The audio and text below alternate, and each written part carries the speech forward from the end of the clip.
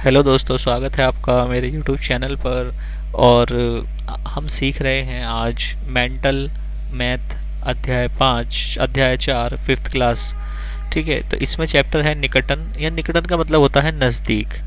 ठीक है, कोई भी अगर से हमारे कोई भी चीज़ नज़दीक है तो उस चीज़ को हमें बोला जाएगा। जैसे मान लीजिए 1 से लेकर हम 10 तक की गिनती लिखते हैं, उसका सेंटर जो होता है वो 5 होता है, यानी उसके बीच की संख्या 5 होती है। ठीक है, तो इसी तरीके से है ना, जब उसके 5 होगा तो मान लीजिए, जैसे मान लीजिए हमसे पूछा गया कि 7 के निकटन क्या है या 7 के निकट क्या है। ठीक है, तो हमें क्या बताना पड़ेगा? 7 के निकट क्या है? 10 है। क्यों है 10 है? क्योंकि देखिए 5 सेंटर है। अगर मेरे से पूछा जाता या आपसे पूछा जाए कि 4 के निकट क्या है, तो आप 4 के निकट बताएंगे 1 को। क्यों? क्योंकि वो इस सेंटर से पीछे की तरफ जा रहा है। ठीक है, अगर मान लीजिए यहाँ 7 था तो 7 के निकट कौन सा जा रहा है? ये जा रहा है। और अगर से 6 होता तो 6 भी हमारे इसके नज़दीक जा रहा होता। ठीक है, तो इसी प्रकार अगर से आपके कोई संख्या बोली जाए तो आप उसे बहुत आसानी से ऐसे बता सकते हैं। मान लीजिए इसकी जगह पर लिखा होता एक, ये 1 लिखा हुआ है, या मान लीजिए यहाँ 10 है और यहाँ पर 100 है। ठीक है, तो इसे मान लेते हैं 50 बीच वाले को। अगर आपसे पूछा जाए कि 61 के निकट क्या है, तो मान लीजिए 61 के निकट क्या है, तो एक जो 61 के जो निकट है वो 60 है। क्योंकि जो 60 से लेकर 70 तक के जो बीच में संख्या आती हैं, ठीक है, वो ये वाली पहले वाली संख्या पहले मानी जाएगी। मान लीजिए यहाँ 61 आएगा तो ये पहले मानी जाएगी, तो 60 के निकट 61 के निकट 60 है। ठीक है, तो 5 से जो जो इधर संख्याएं होती वो इधर वाली मान ली जाती, जो इधर होती वो इधर मान ली जाती। ठीक है, और अगर बीच को बोला जाएगा तो वो मध्य बोला जाएगा कि ये मध्य है इसकी। ठीक है, तो अगर से कुछ सवाल इसके ऐसे भी हैं, थोड़े बड़े बड़े सवाल भी हैं। ठीक है, मतलब बड़े क्या, मतलब 1000 के बीच की कुछ संख्याएं हैं, तो दोस्तों वो भी आपको जो है ना देखनी पड़ेंगी किस तरीके से होंगी। तो आप उसे देखने के लिए मैं आपको थोड़ा और आगे लेके चलता हूँ इस चैनल के।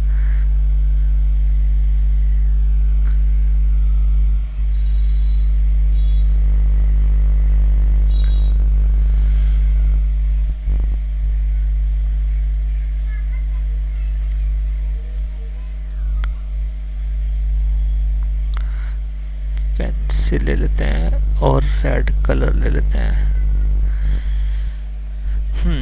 जी, जैसे संख्या लिखी हुई है हमारे पास 744। तो 744 है। अब इसके निकट क्या है? इसके निकट हमें कैसे देखना पड़ेगा? इसके निकट हमें ऐसे देखना पड़ेगा, ये जो 700 लिखा हुआ है तो इसे हम यहाँ पर मान लीजिए 700 700 मान लेते हैं। ठीक है, और यहाँ मान लेते हैं कितना? 800 मान लेते हैं। यहाँ 700, यहाँ 800, तो इसके बीच का क्या हो जाएगा? 750। ठीक है, इसे हमने 750 मान लिया।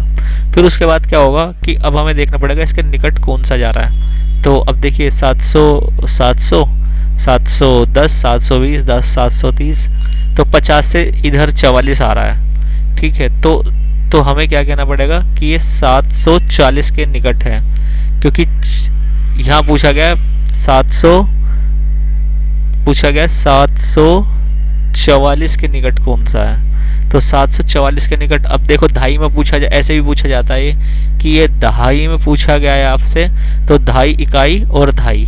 ठीक है, अगर सैकड़े से पूछा जाता तो हम इसे 100 की क्वांटिटी में नापते, और अगर हमसे पूछा जाता दहाई से तो हम इसे नापेंगे दहाई से।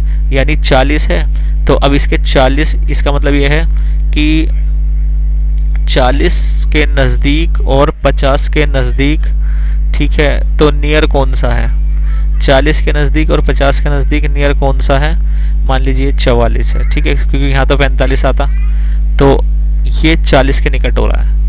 ठीक है, आपके समझ में आ रहा है? तो हम यहाँ लिखेंगे कि 740 इसके निकटतम है दहाई से।